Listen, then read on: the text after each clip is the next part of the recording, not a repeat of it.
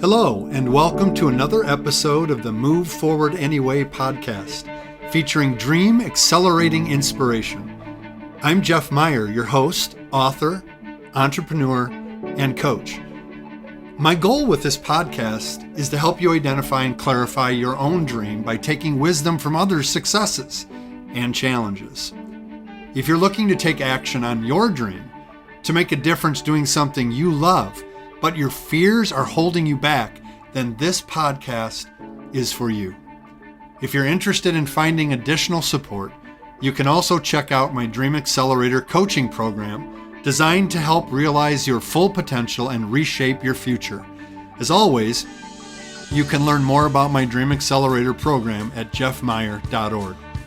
Using my Dream Accelerating formula, heart-centered entrepreneurs can focus on their dream, name their fears, change their mindset, define their next, and move forward anyway. Welcome to another episode of Move Forward Anyway podcast. Fellow dreamers, I hope you're doing well today. We're going to do a little bit of a change up, a little bit of a flip-de-doo. We're going to have my wife, Amy, who was my first ever guest on the Move Forward Anyway podcast, interview me. And we're going to have a little discussion about my dream, our dream, and some of the same questions I ask our guests are going to be asked of me.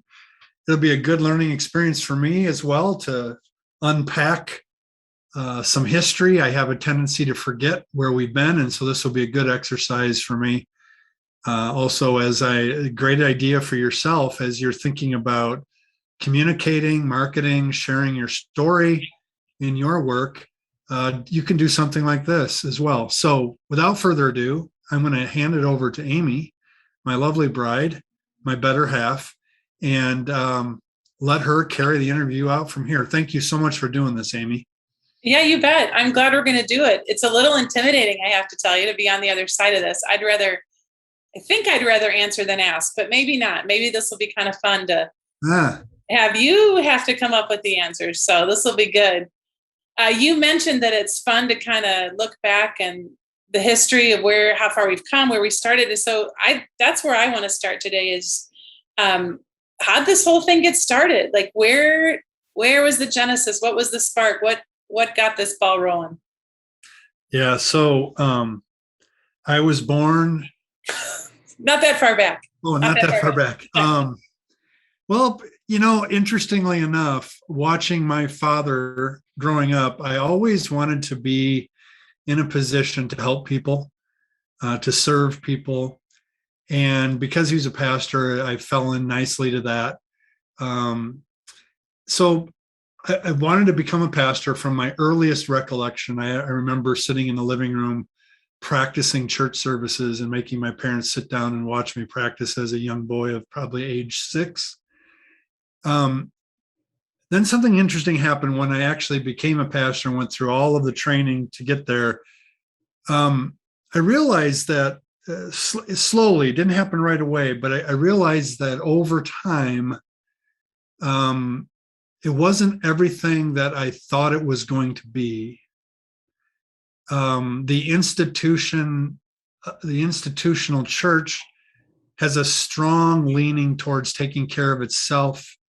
In America, it's very consumeristic at its heart.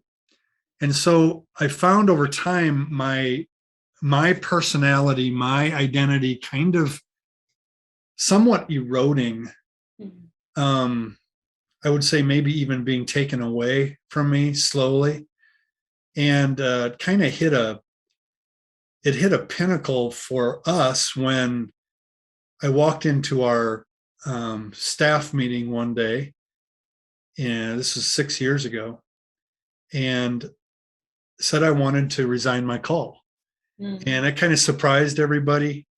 One thing led to another, and the board offered me, the church was so gracious to offer us a 6-month sabbatical, all paid sabbatical. So we took half a year off, and that was a really big moment because during the sabbatical, I wondered, who am I?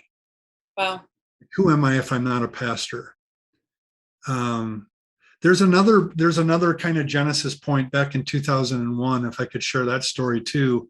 Sure. When I had the privilege to go to India for 11 days and to be exposed to the church in India and leaders in India, and just saw their passion, their courage to be who they were in the midst of persecution and confusing kind of spiritual environment in India. And I got a fire lit under me there that was pretty transformational. I remember flying back from India wondering how we were going to be able to impact our community the way that the Indian Christians were. And I realized that I had been trained to take care of the people in the church who were already in the church. Mm-hmm. That was really my training. And in order for us to actually impact our community, I was going to have to become a missionary. From a pastor who takes care of the found, who does some mission work, to becoming a missionary who does missionary work and takes care of the found sometimes. That was not very eloquently said, but there was a big shift there for me. Sure. And I realized I didn't know how to do it. And I realized I had never done it. I realized that I lived in a neighborhood where I didn't even know my neighbors. And so, you know, this, our lives changed from that point on. We began introducing ourselves to our neighbors. We began engaging in their lives. And it's been a really exciting journey since then. But the church, and this is where those two stories connect, the church, the institutional church in America, the one that I've been serving, hasn't always readily accepted that shift. Right. We lost some members along the way. It's been a struggle to make changes every step of the way. And so I guess I really can relate to those who are listening, who are I call them successful dreamers because they're trying. Mm-hmm. That this transformational moment that you've had, that you can identify, that takes courage to operate and to execute, is really a difficult thing. It's not easy to change along the way. And you're not always going to get a lot of support in going the direction you know that you're being led to go. So that's the genesis of it. I really believe that in order to reach our neighborhoods and our communities, we have to be our true selves. Mm-hmm. And I want to help people become their true selves. And a lot of that resides and revolves around following your dream. I think there's a strong connection between your identity and your dream. And I write about this in my book. I'm writing about it pretty significantly in my second book, which is about to be published here in the next month or so. Yeah. That we tend to lose our identity when we give away our dream. Interesting. So you mentioned that piece of identity. You went on this sabbatical and you were kind of in a place of, well, now wait a second, who am I if I'm not being a pastor in a church every Sunday? And so what kind of process did you go through to kind of sort through that? Well, I journaled every morning. We had a lot of time to travel and talk. There's a lot of angst and certainly initially in the pandemic, and then towards the end of the pandemic, wondering if we should come back. You mean sabbatical, right? You said pandemic. Yeah, I do that all the time. That's very interesting. I wonder what's in that. I wonder what's in the pandemic and what's in the sabbatical, because they're very similar. Yeah, it's a big pause and a big thing of difference of what you're used to doing. Yeah. Wow, that's interesting. I just realized I do that a lot. During the sabbatical, it was hard at the beginning and hard at the end. Anyway, what was the question again? What process did you go through to sort back through your identity? So journaling, conversations, time to be still and think and pause and all that kind of stuff. Yeah. Yeah, a really regular time listening to the Word. And when I mean the Word, I mean the Bible. Yeah. Reading the Bible, listening to God speak to me in my inner my inner being. That's what prompts the journal. And then that became my first book, actually.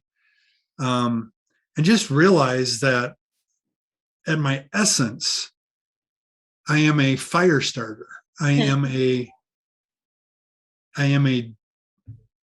dream multiplier. I do believe that that's my calling in life. And I happen to do some of that as a pastor, trying to help people in the church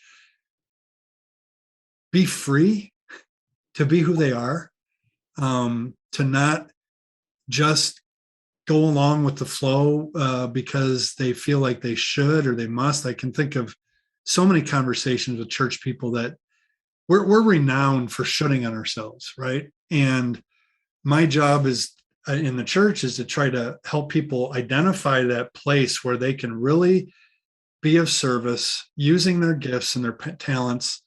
And that has gotten me into trouble in the church. Actually, it's gotten me into trouble with church members who want more of me. And I have always wanted to empower others to do the ministry.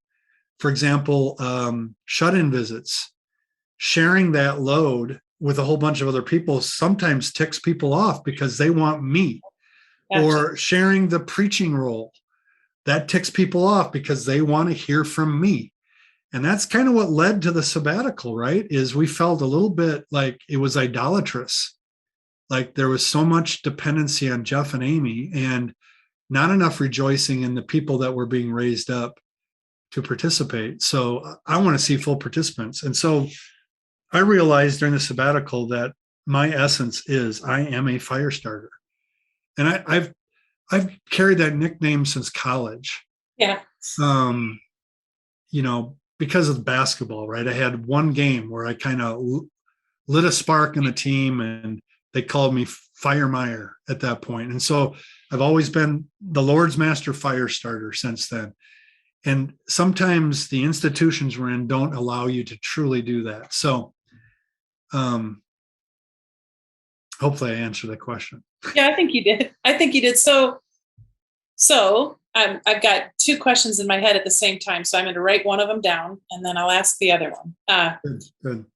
Okay. So you're in the sabbatical and you said you had this sort of practice of journaling every morning. And you mentioned that turned into this book, which by the way, that's called what again? That book that you wrote? Let me see. Oh, there it is. Fear not, dream big. And, all right. Oh, fear not, dream big and execute. And then the subtitle is Tools to Spark Your Dream and Ignite Your Follow Through. All right. And so there's that book. And then you just mentioned that you're about to release a second book. Tell me about that one. Yeah, it's called The Dream Primer. And it takes the first half of my book, first book, and really does a deep dive into what is a dream? How do I discover mine? How do I get crystal clear on it? And then how do I begin to pursue it? All right. So you've got these books. Tell me, is that all it is? Or tell me something else come from that? Well, everything kind of shifted from that. I mean, then my preaching shifted. I began realizing that I wanted to be a preacher who did more training than teaching. I'm a gifted teacher, but if it doesn't apply, if it doesn't get practiced in life, so you've noticed my preaching is different. I'm more interested in training than teaching. So at the end of each message, I give an assignment, for example. We have launched the Dream Accelerator together in 2018, and it has gone through 4 different iterations. We're on iteration number 4 right now. It's a 1-year long coaching program that utilizes online content and weekly coaching with our team.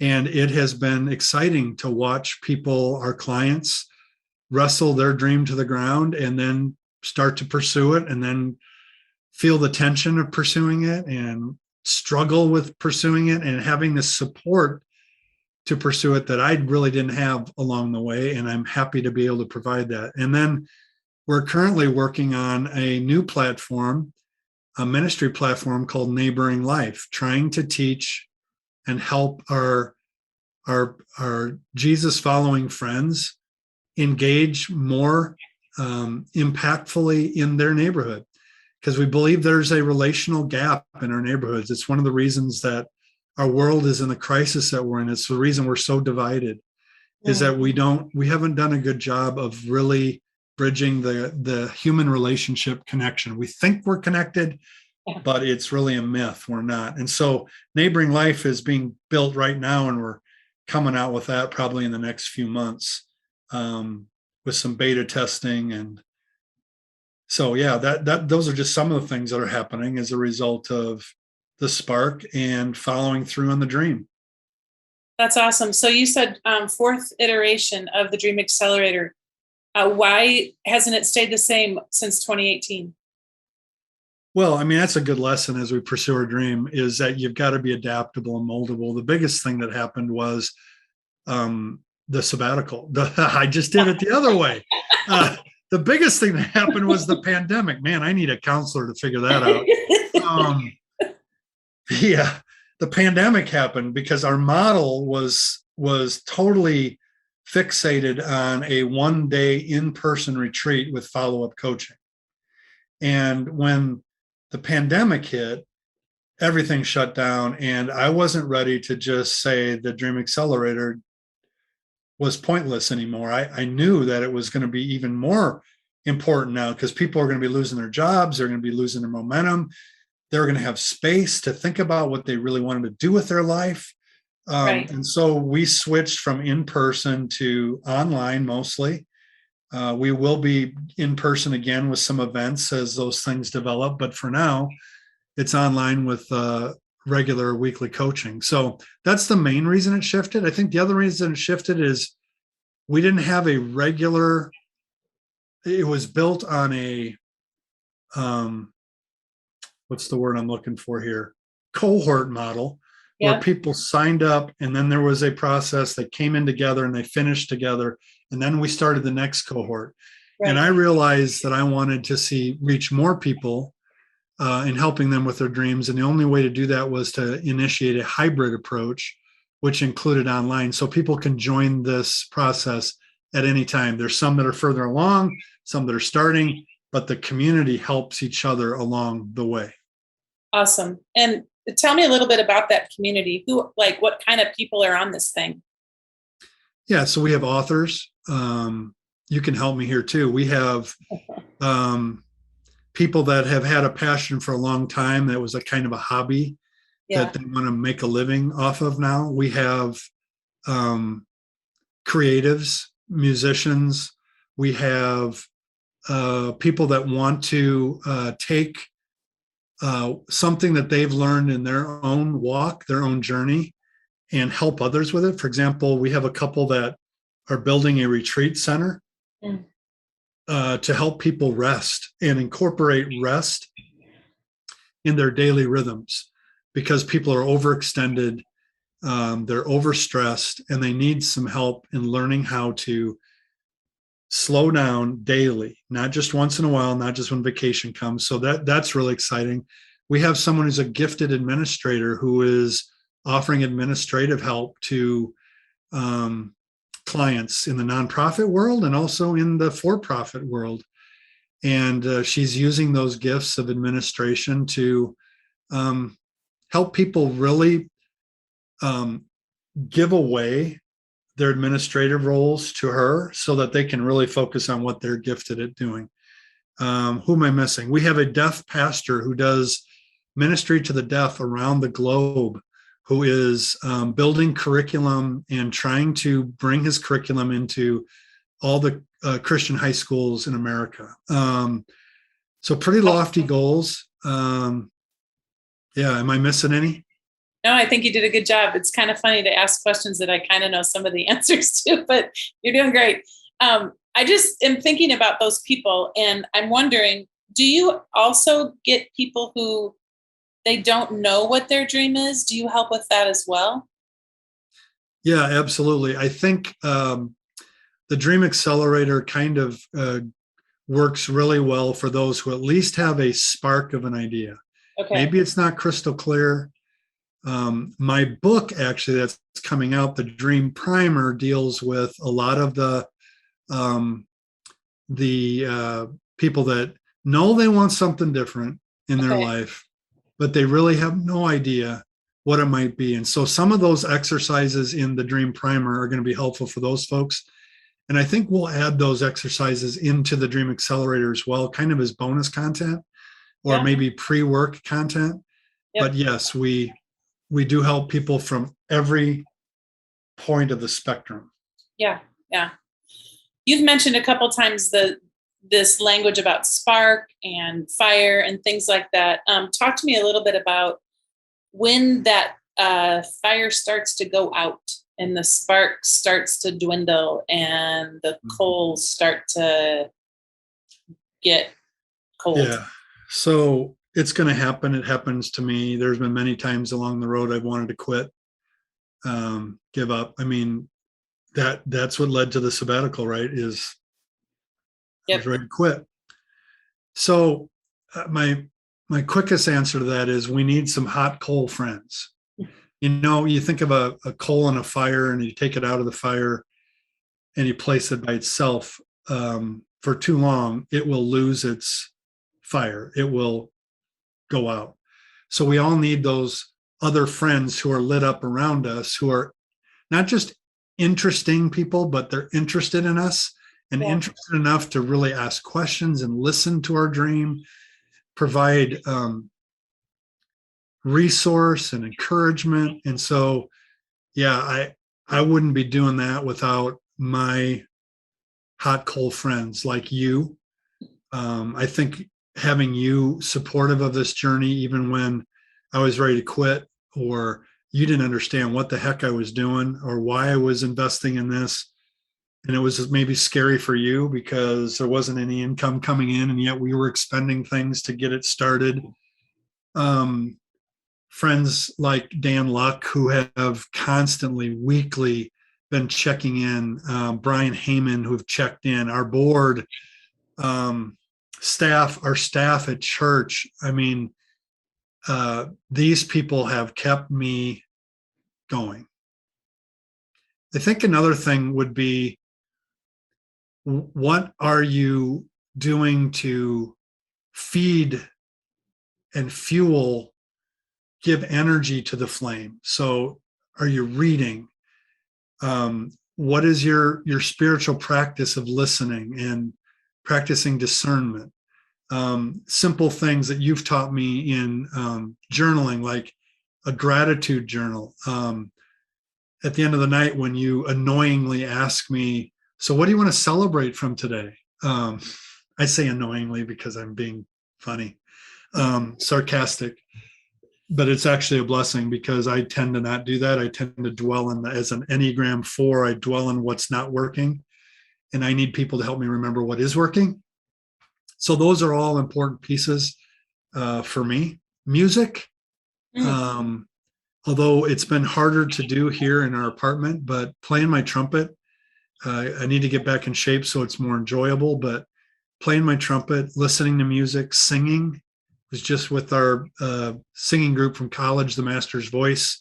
By the way, if you don't have the CD from the Master's Voice, you can get it on Bandcamp. The Master's Voice, just being with those guys and singing and telling stories. We know we're in a safe environment, so we can be real. So all those things are very important to me keeping going. I would also say movement, exercising.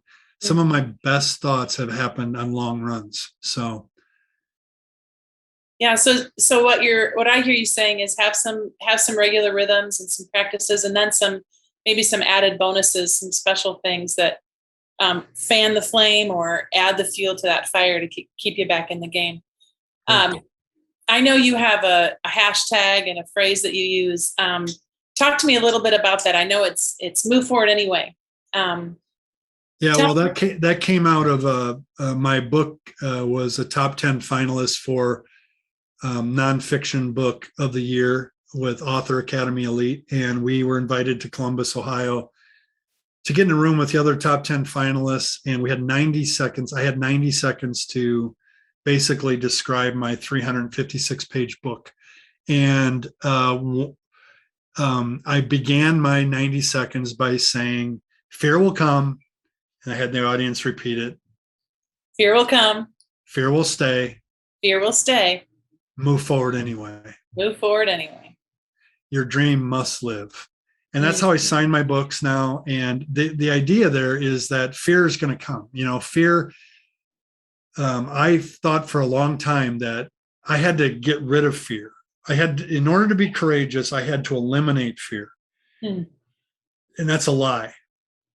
You're going to have fear, especially when you're taking on a risky venture. You're going to have fear, and it's going to cover itself over in all kinds of, hides behind all kinds of things like discouragement, doubt, and delay and distraction, right? But you got to learn how to move forward with your fear. It's almost like it's a cousin to courage. It's like, come along, fear. We're going on this. We're going on this journey. So that's where it came from. This last weekend, interestingly enough, one of my friends, Kurt Taylor, he couldn't remember the phrase, and he said, "I've done something with your mantra." And I said, "What have you done?" He said, "Fear will come, fear will stay, and when it comes, run away." And that was just awesome. So that's what you can choose to do. It's a choice. You can choose to run away and hide, or you can choose to move forward anyway. It's going to be one of those two choices. And there are results from either of those two paths, right? That's right. You can either choose to lean in to the fear and move forward anyway, or you can choose to try to get rid of it or push it down and run away. Exactly. The thing with dreams and identity is, though, they are relentless. They will keep poking at you, and they will keep coming up. Some of you have dreams that you've had for years, and you've been running away from them, and they keep coming up. So what are you going to do with that? Hopefully move forward anyway. So yeah. So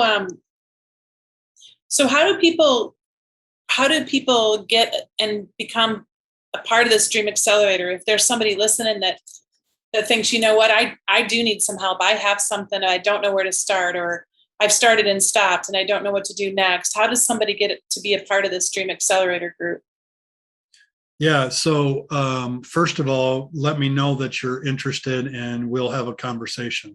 So it begins first with a dream. I call it dream discovery call. It's a 30-minute call online. I use Zoom, and we have a conversation about your dream and about how you might be a part of the Dream Accelerator. So that's the first step. You can go to our website. My website is jeffmeyer.org, and I have a whole page on the Dream Accelerator. You can read more about it. You can also email me at jeff@jeffmeyer.org to find out more information as well. Okay. I've been a part of these weekly coaching calls with you. And so I've had the pleasure of kind of listening in on these people's dreams, and it's different than what we've done before. What would you say is one of the highlights or one of the benefits of having this group of folks on these calls together? I think I kind of thought that it was going to be this way. I've been told that group coaching works this way, and I kind of believed it, but I don't think I really believed it. And that is the support and encouragement in community that they're getting has been so profoundly impactful for them to keep going. There's ideas that are shared, which are great, but it's the knowing that you're not alone, knowing that you have other people who are in the same journey with you. You might be doing something completely different, but it's a shared experience. So often the entrepreneurial venture feels like a lonely experience. The circles we're in, the institutions we're a part of, and we try to break out and create something new. Boy, that institution wants to pull us back and get us to stay in your lane, bro, kind of thing, right? And it's really encouraging to be with a group of people who cheer you on. So that's been a really big piece. I think the other thing is it's the weekly over the course of a year. We used to do coaching sessions for 90 days, and then people are on their own. Well, we've discovered that at 90 days, you're just getting started in most cases. So what's cool is every week now, over a course of 12 months, we're getting people where they get stuck and where they're wrestling with the doubts that creep up because they're triggered to do the next step, and then the fear comes in. And so the ongoing nature of it over the long haul has been really beneficial. What would you say has been impactful for the group? Well, I think very, very similar to what you said. I am amazed at how well they listen to each other and how deeply they care about the other person's dream. And like you said, they're very, very different, and they may not completely understand or have any expertise at all, but they are for each other. Yeah. And they really want to see, they celebrate with each other. They cheer each other on, like you said. And it's becoming a really nice, it's like a family almost. They're really in it together. It's really cool. And that's different than the first 3 iterations. Feels very different. We have 100% attendance record, basically. I mean, we've had a couple little moments where people had something come up, but they're joining from cars, vacations. They're there every week.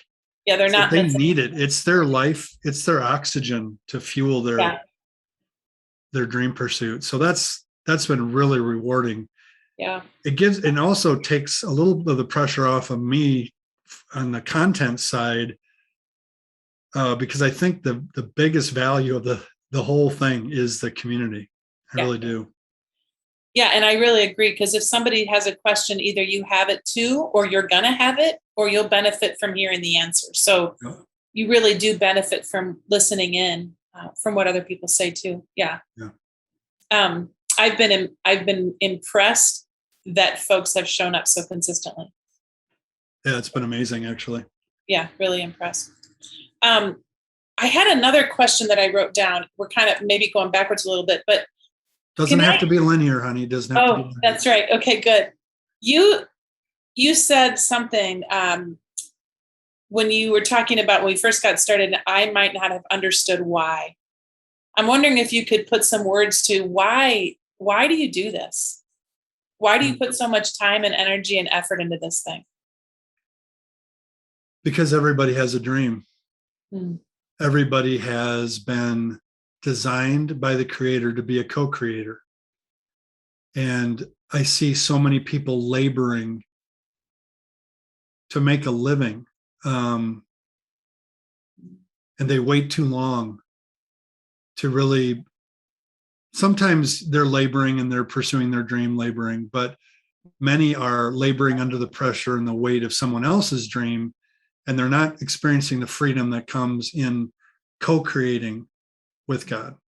So with their creator. So that's why I do it. I want everybody to realize that. I want everybody in the world to be able to search that out in their heart, in their life, and then choose to move forward anyway and not choose to run away.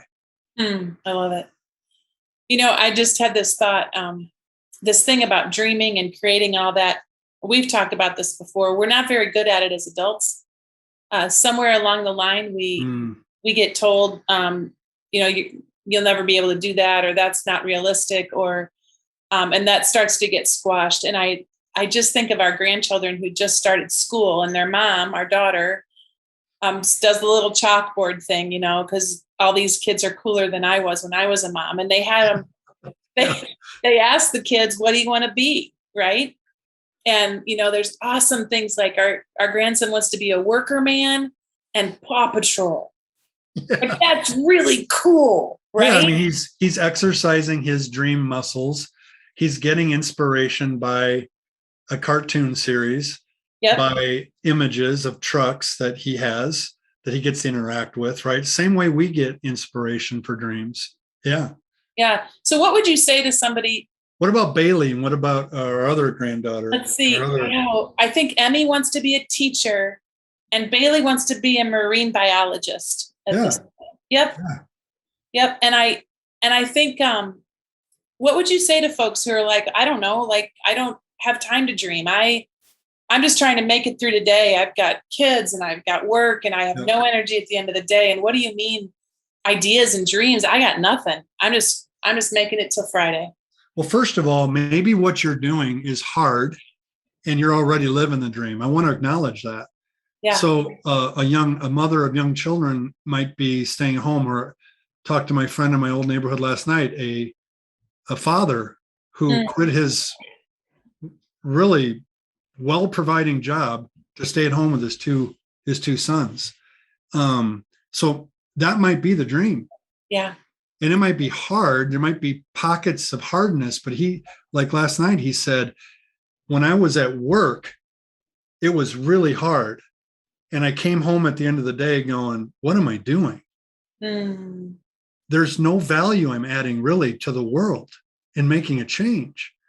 Now I'm staying at home and it's really hard and I'm exhausted by the end of the day. But I know I'm making an impact in the world. So he might be living his dream. Okay. Yep. That's great. So don't mistake toil and hard work for not living the dream. But if you're doing hard work and you're toiling and you feel empty, you feel unsatisfied, you feel like you're not really true to yourself and who you are, that maybe you have an idea that you think you could pursue, but you're too busy doing what someone else wants you to do to help their dream become reality, then I would encourage you, and I talk about this in my upcoming book, that we need to listen for inspiration before we can listen to inspiration. Does that make sense? Like, we have to actually look for it. So if you don't have an idea, but you know something's got to change, I would encourage you, listen for inspiration. You've got to build in some reflection time. You've got to build in some introspection. You've got to build in conversations with friends that really listen to you and don't just try to talk you into stuff. You've got to listen to whatever it is that's going to fuel your co-creatorness. For me, it's the scriptures. For you, it might be something else. And I think that speaks to that too, is you got to turn down the noise of the world to be able to hear inspiration, right? Yeah. And the world it's hard to turn down the noise and just have utter silence. Yeah. You've got to replace the noise with some voices that are going to inspire you to think differently than you have been thinking. Yeah.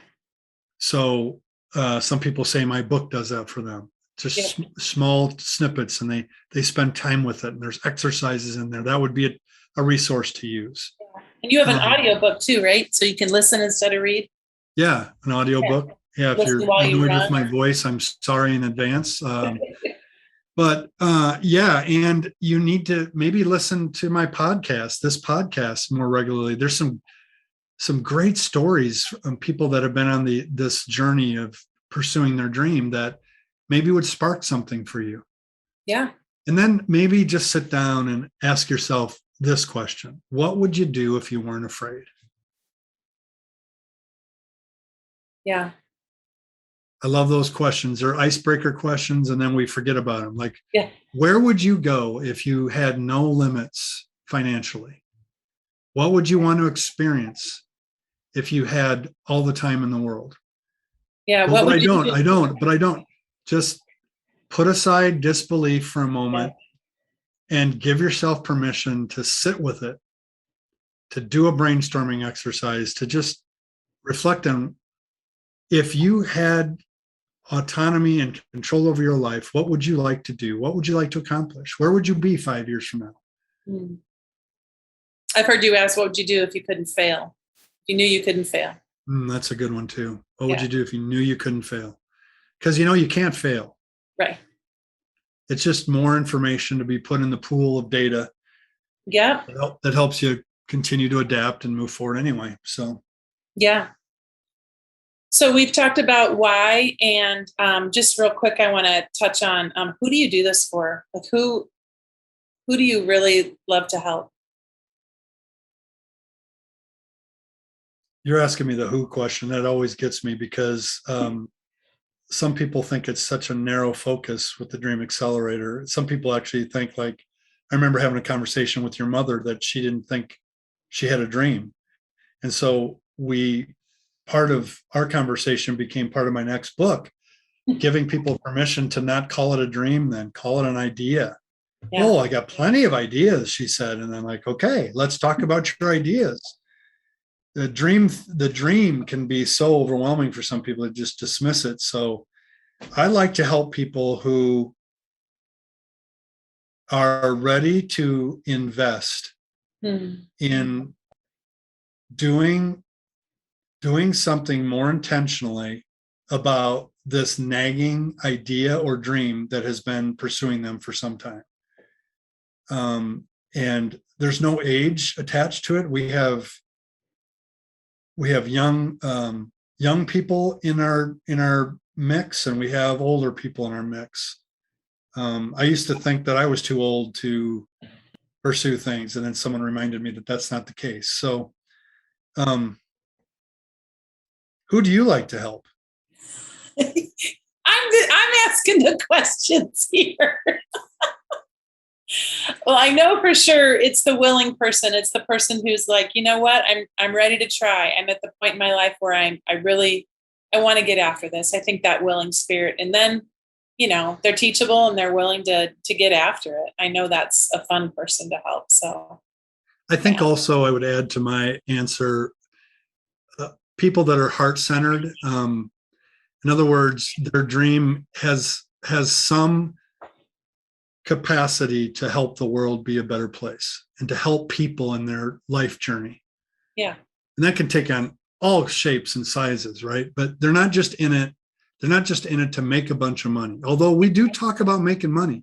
Right. And we do talk about turning it into a business and what that's going to take. So, you know, it's okay to make money. It's okay to make a living off of your passion. In fact, that's one of my marketing streams, is just to communicate that you want to turn your passion into a life. You know, you want to build a life around your passion. You can do that. It's okay to do that. But it's not the end result. The end result is you are helping people and you are feeling good about using your gifts to serve others in a meaningful way. I love it. Well, hey, what would you want to say to people who are listening, who have a dream? What kind of final thing would you like to say? Thanks for staying with me through this whole interview. And if this is tugging at your heart a little bit and you're starting to think that dream that you've pushed down for a while is coming back up and you're getting excited about it, your heart's racing, your mind is racing with ideas, I would say lean into it. Don't push it down. Don't listen to the dream crushers who are all around you. Lean into it. Ask yourself, what if? What if that could happen? And then secondly, know that you are not alone, that there are other crazy people like you in the world who are dreaming of things and want to create things and want to try things and want to solve problems and want to fill gaps where they see it, want to make a difference. And they don't want to just be working for someone else's dream. You're not alone. And we would love to have you in the community and not only support you, but to have you support others. See, when you get in this game, you're not just receiving, you're going to be giving as well. And that's what's really exciting about this. I love it. Well, I heard or saw on some sign somewhere that someday is today. So yeah, may as well start today, right? Yeah, maybe you've pushed it aside for 15 years and you feel like, time is gone. The window is closed. The door is not open anymore. I would tell you that's a lie. That's those words come from fear, and it's never too late. There's always today. So the best time to plant a bamboo tree was 20 years ago. The next best time is today. I love it. Let's get busy doing it. It doesn't take much to get you in the group. Let's get you in. Let's get you rolling and see what awesome thing you want to bring into the world. Fantastic. See you, fellow dreamers, in the Dream Accelerator or on another podcast. Are we done? I think so. You think so? I don't know. I don't have anything else on my paper. Okay. Very good. Check us out, jeffmeyer.org, or email jeff@jeffmeyer.org. I'd be just ecstatic to talk to you. Thank you so much, Amy, for interviewing me and flipping the script today on this. It's kind of one of the things we do in our training. We flip the script on fear, and we use it as fuel. And so we have a system to do that. And you flipped the script today, and you did a great job. Thank you. You bet. Bye. Hey, fellow dreamer. I hope you enjoyed today's episode. Head over to my website, jeffmeyer.org, for all of the show notes and links. And when you're ready to move from overthinking about your dream to actually taking action on it, consider joining the Dream Accelerator community. Our clients are getting crystal clear on their dream with our Dream Generator Vivid Description 5-step process. They're discovering the truth about fear and how to use it as fuel to take courageous steps in the right direction.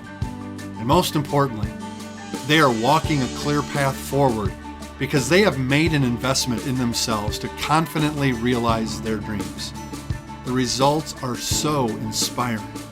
Having coaching and companions on the dream journey is crucial. Remember, fear will come, fear will stay. Move forward anyway.